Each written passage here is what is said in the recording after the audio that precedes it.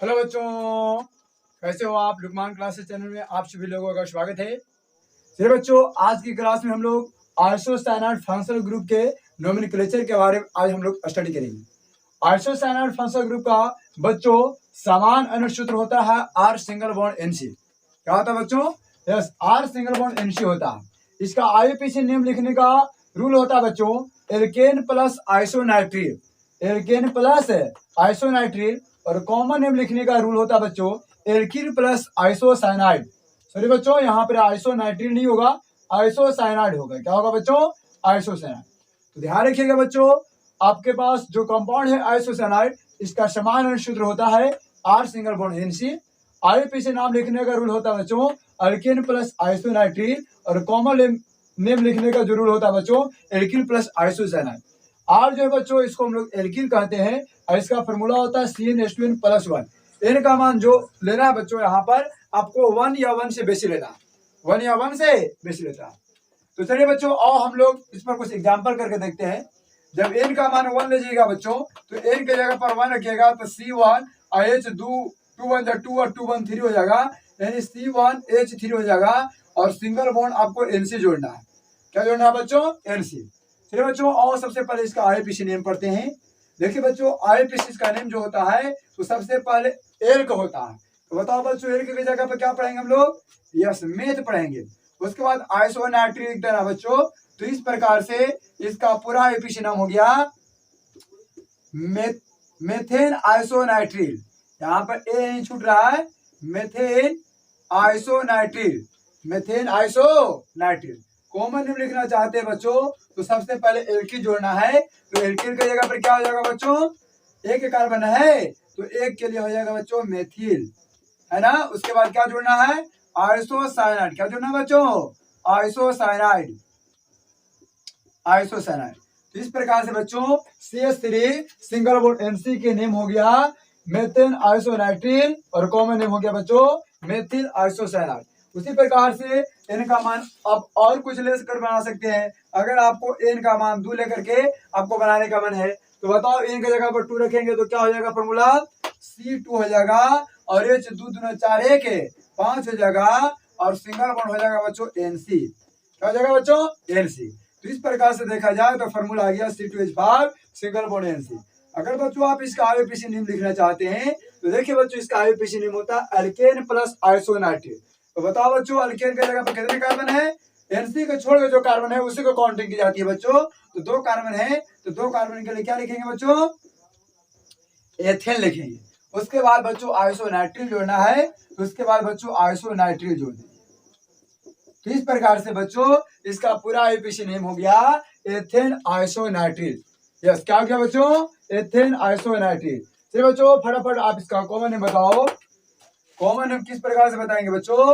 सबसे पहले एल्किल पढ़ना है, उसके बाद आइसोसाइनाइड पढ़ना है। क्या पढ़ना है बच्चों?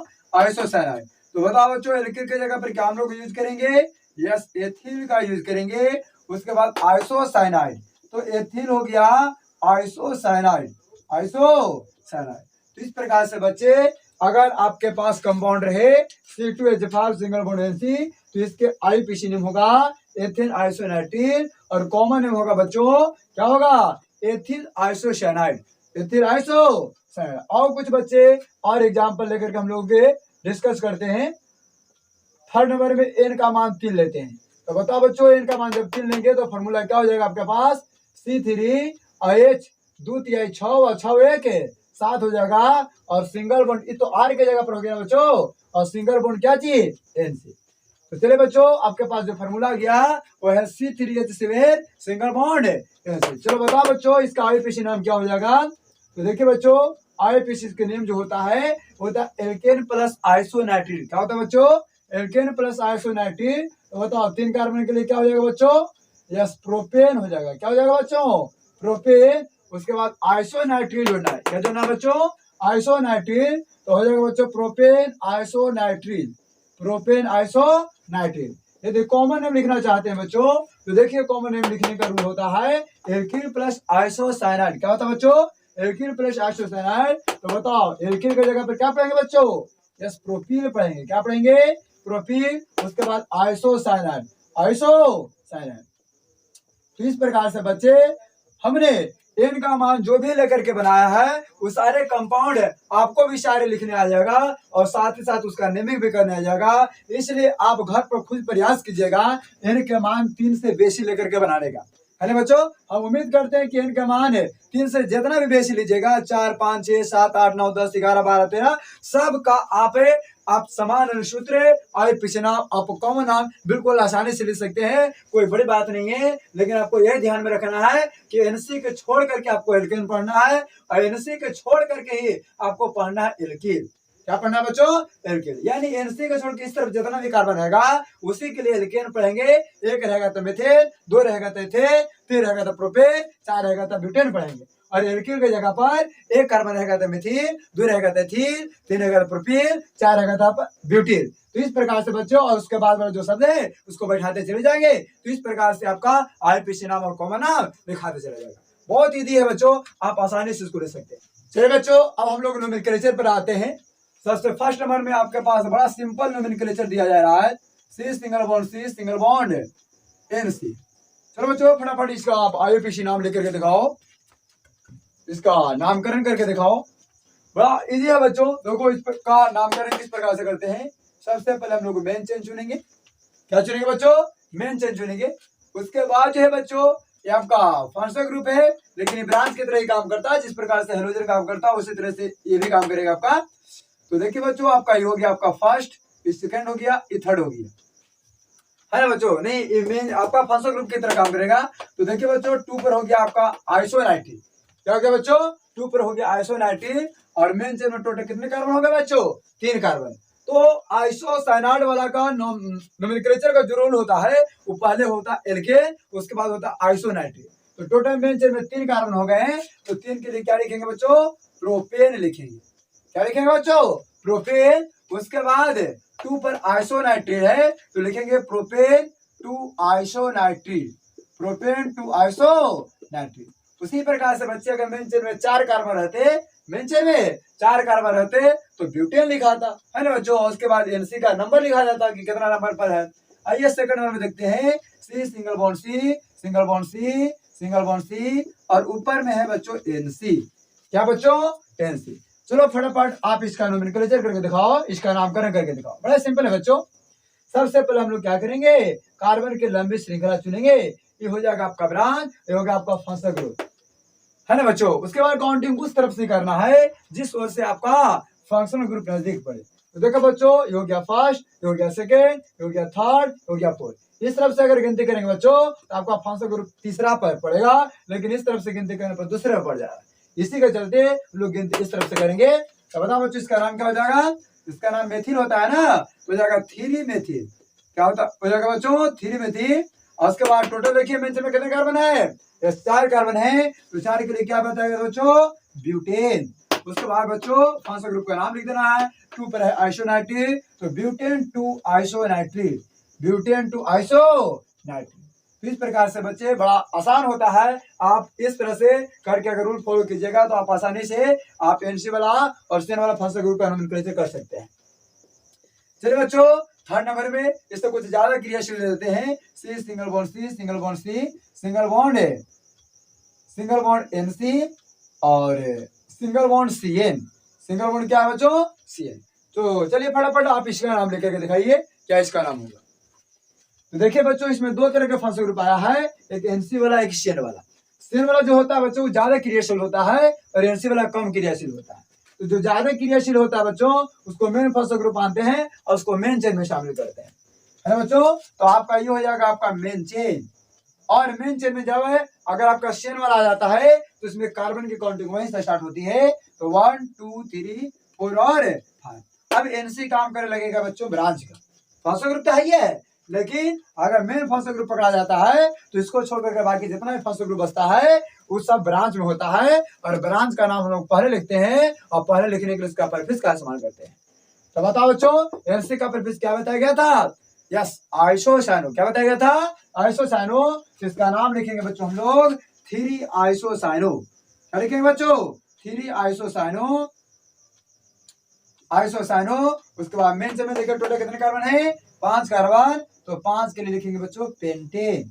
क्या लिखेंगे बच्चों? पेंटेन। उसके बाद 1 पर देखिए आपका मेन फॉस्फो ग्रुप है जिसका नाम अंतिम में सल्फेट के साथ लिखते हैं नाइट्रिल, तो जगह पेंटेन 1 नाइट्रिल, पेंटेन 1 नाइट्रिल। तो इस प्रकार से बच्चों हम लोग इसका नेमिंग करेंगे। फिर बच्चों फोर्थ में आपके पास कुछ नया कंपाउंड देते हैं। अगर आपके पास बच्चों CN फॉस्फो ग्रुप इस प्रकार से कुछ हो तो इसका नाम हम लोग एक और तरह से लिखा करते हैं। शायद आप लोग को मालूम हो या ना हो, तो नहीं अगर मालूम है तो आओ हम लोग सीख लेते हैं, मालूम है तो फिर अच्छी बात है। अगर एक और तरह से नाम पढ़ना चाहते हैं बच्चों तो CN का एक और तरह से नाम पढ़ा जाता है कार्बिलेमिन। क्या पढ़ा जाता है बच्चों?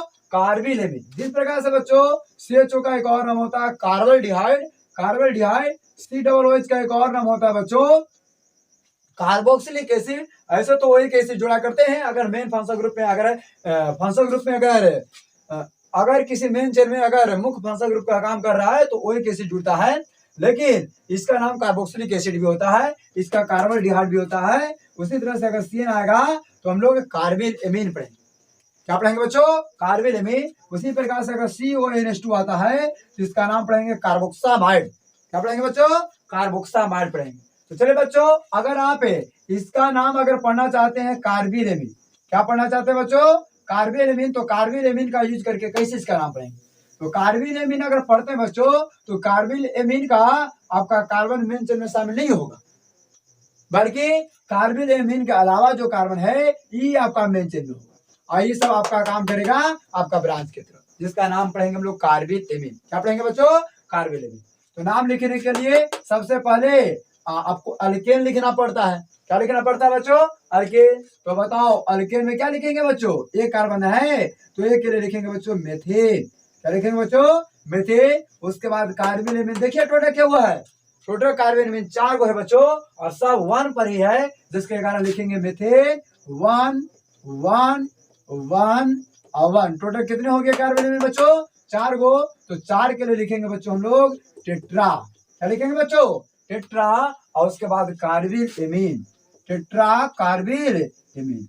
तो इस प्रकार से बच्चों हम लोग इस तरह के फॉस्फो ग्रुप का नेमिंग करेंगे, है ना बच्चों? बड़ा आसान है बच्चों। आप किसी भी तरह के अगर आपके पास NC वाला या CN वाला आ सकता है तो आप उसका नेमिंग कर सकते हैं। अगर आपके पास कोई ऐसा कमांड हो जो NC वाला या CN वाला हो, अगर उसका नोमेनक्लेचर नहीं आ रहा हो तो आप नीचे दिए गए व्हाट्सएप नंबर पर उसका इमेज सेंड करके और आप उसका सोल्यूशन पा सकते हैं। बड़ा आसान है, किसी भी तरह के रहेगा नोमेनक्लेचर हम उसको आपको सोल्यूशन करके भेज देंगे।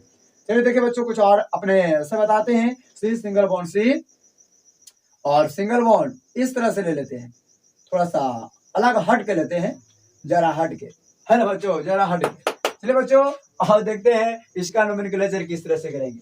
देखिए बच्चों यह CN वाला है ना बच्चों? तो CN वाला है तो ये आपका काम करेगा मेन चेन। किसका काम करेगा बच्चों? Main chain. आई जो हो गया ये ब्रांच का काम करेगा। तो कार्बन की काउंटिंग वहीं से स्टार्ट करना है जहां से आपका फर्स्ट ग्रुप है। ये फर्स्ट हो गया, ये सेकंड हो गया, ये थर्ड हो गया। ब्रांच का नाम पहले लिखते हैं बच्चों, और जब कार्बन वाला ब्रांच हो तो उसमें बताओगे YL लगता है। क्या लगता है बच्चों? YL लगता है। लेकिन जब बंद वाला है ना बच्चों तो उसके नाम के शुरुआत में लगाना साइक्लो। क्या लगाना पड़ता है? साइक्लो। तो बताओ इस ब्रांच का नाम क्या होगा? 1 कार्बन 2 कार्बन 3 कार्बन, तो 3 के लिए होता है प्रोप, ब्रांच में होता है YL लगेगा। लेकिन बंद में है तो इसका नाम होगा साइक्लोप्रोपील। क्या होगा बच्चों? साइक्लोप्रोपील। यानी इसका नाम हो जाएगा 2 साइक्लोप्रोपील। क्या होगा बच्चों? 2 साइक्लोप्रोपील। और उसके बाद मेन चेन में कितने कार्बन है? 3 कार्बन, तो 3 के लिए होगा बच्चों प्रोपेन। क्या होगा बच्चों? प्रोपेन। और उसके बाद 1 पर है आपका CN और CN का सफिक्स जुड़ता है यहाँ पर, तो होगा बच्चों 1 नाइट्रिल। क्या होगा बच्चों? 1 नाइट्रिल।